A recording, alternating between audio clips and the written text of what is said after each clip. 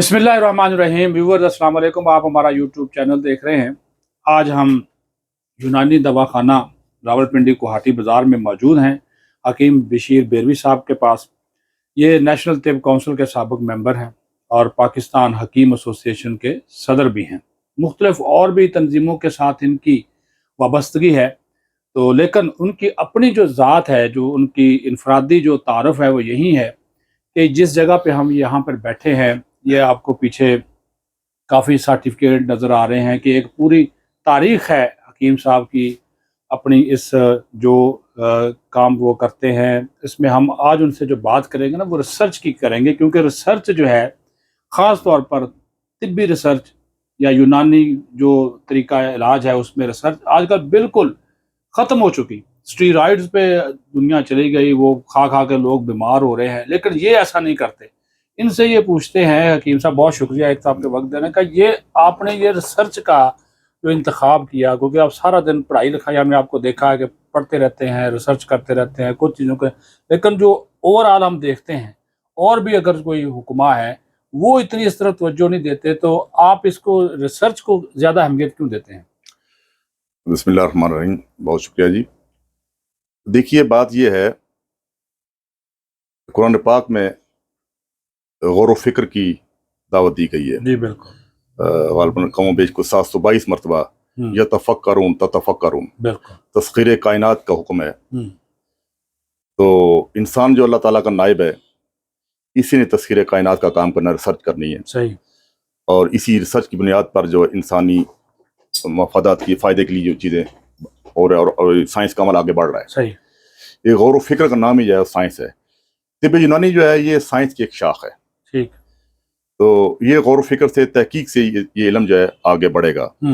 और इल्म पर जो है बड़ी वो जैसे हुज़ूर पाक सल्लल्लाहु अलैहि वसल्लम ने रब्बी इल्मा और इल्म पर बड़ी वो पहली जो वही नाज़िल होती है, इकरा बिस्मि रब्बिकल पढ़। तो इल्म के बगैर हम जो है वो आगे तरक्की नहीं कर सकते। तो अब रिसर्च का जो सिलसिला है, एक इनफरादी होता है, एक इज्तिमाई होता है, एक हुकूमती सरपरस्ती में होता है। तो ये NIH नेशनल हेल्थ इंस्टीट्यूट आलमी इदारे से जो बनाए गए हैं सारे, ये मुख्तलिफ ममालिक में ये रिसर्च के लिए बनाए गए हैं। लेकिन वहाँ पे हमें रिसर्च नजर आती नहीं है ना जी। हाँ, लेकिन ये है कि वो इदारे कायम हैं, Pakistan agriculture research council, national agriculture research council, national institute of health और इस तरह के बड़े इदारे, लेकिन वहाँ पे चीजें नजर नहीं आती। दुरुस्त है। मेरे ख्याल ये नेशनल काउंसिल फॉर तिब का और NIH का और मिनिस्ट्री ऑफ हेल्थ का आपस में कोऑर्डिनेशन हो, तो मिल बैठे हैं, तो ये अमल जो मज़ीद आगे बढ़ सकता है। लेकिन चूंकि कर रहे हैं बहुत सारे तिबा कराम अपनी तौर पे भी, ज़ाती तौर पे रिसर्च का अमल जारी है, ये मरहला आगे बढ़ रहा है। जिस तरह हम जिगर के अमराज हैं, तो जिगर के अमराज की जो है हमारी जो इज्तिमाई में बात करूँ, जो सारे हम आपस में हकीम हम तबादला ख्याल करते हैं, पढ़ते हैं। एक बूटी है गंदम की फसल के साथ जो उगती है, उसका नाम है मिल्क थीसल, सिल्बरीन भी कहते हैं, दो तरह की होती है। तो ये जिगर के अमराज के लिए बहुत ज्यादा फायदेमंद है। ये पूरे पाकिस्तान में जो गंदम के बूटे पंजाब का नहीं, पाकिस्तान में सारे पाई थे, गंदम के साथ ही उगती है। खारदार पौधा होता है, शुतर खार भी कहते हैं, ऊँट से बड़े शौक से खाता है। ऊँट कटारा इसका नाम है, जिगर कटारा भी इसे कहते हैं। ठीक है।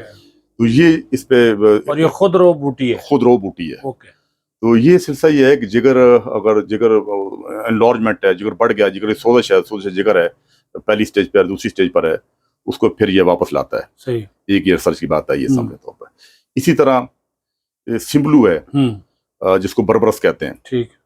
और ये पूरे पौधे से जो दवाई बनती है उसको बरबरस वल्गरस कहते हैं, जो होम्योपैथिक वाले दे रहे हैं गुर्दे की पथरी के लिए। अच्छा। तो मदर टिंचर बनता है। अच्छा। और इसके जड़ के छिलके से वो तो बहुत महंगी देते हैं। हाँ, जड़ के छिलके से जो तैयार होती है दवाई, रूप बनता है, एक्सट्रैक्ट होता है, ये कड़वी रस है। अच्छा। ये जिसे रसौंत कहते हैं। ये आला दर्जे की दवाई है बवासीर के लिए भी। तो इसके लिए आप खुद जाते हैं उन इलाकों में, खास तौर पे फिर जिनको तलाश करने के लिए? बहुत कुछ लिखा भी है, बुक्स के अंदर बड़ी सी किताबें भी हैं। वो तो है, लेकिन आप तो ओरिजिनल चीज को तलाश करना, फिर तलाश करते हैं। चीजें दस्तियाब हैं, खुदरो जड़ी बूटियां। अच्छा, दस्तियाब है, मतलब इस इलाके में, इस एरिया में हैं? जी, इस एरिया में पाई जाती है। अच्छा जी, सही। तो फिर उसका ये होता है जड़ी बूटी, या तो ये होता है कि उसका एक्सट्रैक्ट निकाला जाता है, रूप, या फिर ये है कि उसको जलाकर उसकी राख से नमक बरामद किया जाता है, या फिर ये है कि इनका वो पानी में भगो दिया जाता है रात सुबह। ये खसियांदा है, या उसको भगो को पानी पे बगैर जोश के वो जलाल है, मुख्तलिफ की शक्ल या रग निकाला जाता है। تو اس کے پھر کلینکل ٹرائل ہیں، نتائج آتے رہتے ہیں سر. اب تو آسانی ہے فی زمانہ ریسرچ کے لیے. اور یہ جو آپ نے کلینکل ٹرائل کی بات کی اس میں کتنی پرسنٹیج آپ نے دیکھی ہے کہ وہ فائدہ مند آپ کو نظر آتی ہے؟ یہ مختلف لوگوں پہ مختلف ڈیپینڈ کرتا ہے کس سٹیج پہ پیشنٹ ہے، کتنی عمر ہے.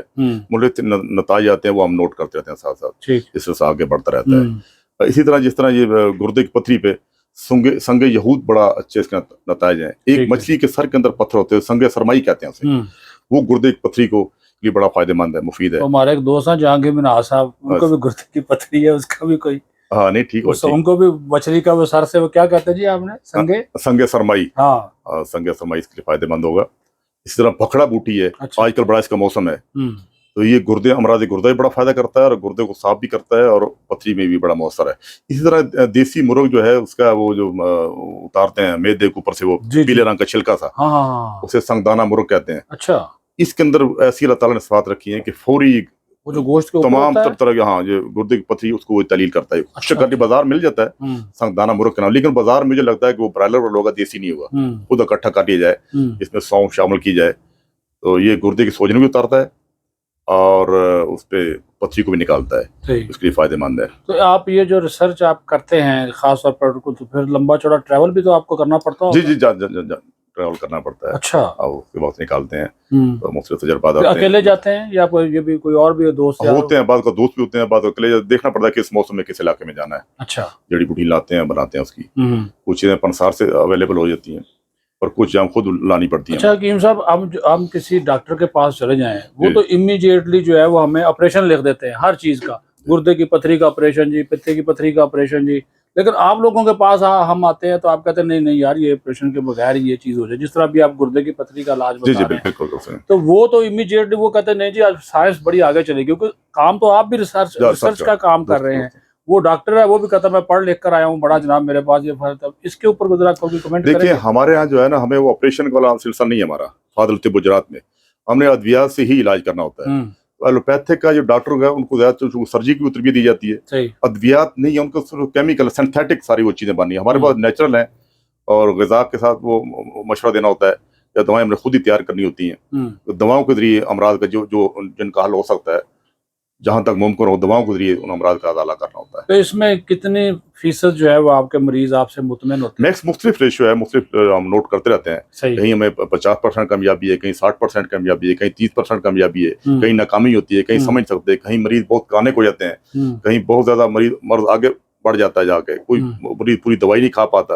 مختلف ریشو ایک جیسی نہیں ہے سب مریضوں پر، ایک جیسے نتائج نہیں ہے سب. کیونکہ یہ ایک قدیم ایک طریقہ علاج ہے یونانی جو کہ جس کا آپ نے انتخاب کیا، ظاہر ہے آپ نے ساری چیزوں کو پڑھا ہوگا. تو یہ جو ماضی کا یا تاریخی جو ریسرچ ہوتی تھی یا وہ جو جڑی بوٹیاں تلاش کرتے تھے اور آج کی جو ریسرچ ہے اس میں کیا فرق سمجھتے ہیں؟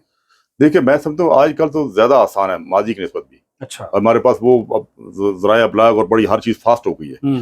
پہلے تو یہ تھا کہ یہاں سے اگر کراچی جانا تو بڑا ٹائم لگتا تھا، ادھر کے لوگوں کو آپس میں رابطے نہیں تھے. اب فاسٹ ہے، آپ آسان ہے، لیکن یہ ہے کہ وہ اس میں ایک ذوق ہونا چاہیے، شوق ہونا چاہیے آگے بڑھنے کا، اور دلچسپی ہو اور مریضوں کی خدمت کا جذبہ ہو. وہ کمرشل بنیادوں پہ کام نہ ہو اور آگے اس میں ریسرچ کا جذبہ ہو، تحقیق کرنی ہے، طب کی بہتری کام کرنا اور اس کی مریضوں کا علاج کرنا ہے.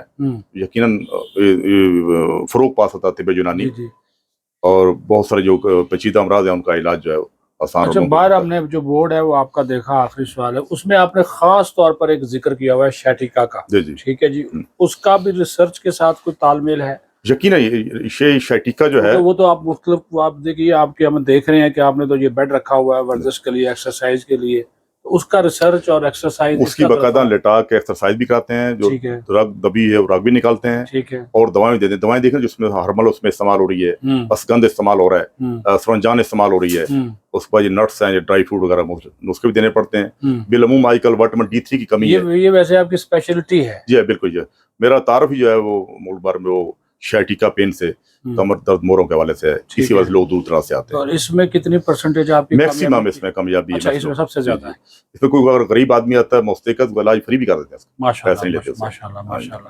اور یہ پھر پورے پاکستان سے لوگ آپ سے، یہ ملک بھر سے لوگ اسی نام سے آتے ہیں. یہ شیٹیکا کے لیے زیادہ تر لوگ آتے ہیں کمر درد موروں کے حوالے سے. صحیح، بہت شکریہ جی حکیم صاحب آپ کے وقت دینے کا. ویورز آپ نے گفتگو سنی حکیم بشیر بیروی صاحب کی. انہوں نے ریسرچ کے حوالے سے جو ہے وہ کھل کر بتا بھی دیا اور اس کے جو نتائج ہیں اس سے ہمیں بڑی خوشی ہوئی. انہوں نے کہا کہ جناب یہ میکسیمم جو ہے اگر آپ صحیح طریقہ علاج کریں، ریسرچ کے ساتھ کریں، تو آپ اس کو جو نتائج ہیں وہ بہترین نتائج نکلتے ہیں. ہمیں اجازت دیجیے. اللہ حافظ.